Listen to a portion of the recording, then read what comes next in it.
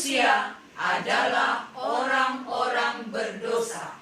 Alkitab berkata, karena semua orang telah berbuat dosa dan telah kehilangan kemuliaan Allah. Roma 3 ayat 23.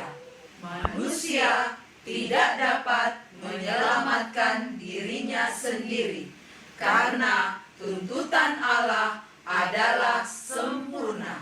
Alkitab berkata, karena itu haruslah kamu sempurna, sama seperti Bapamu yang di surga adalah sempurna.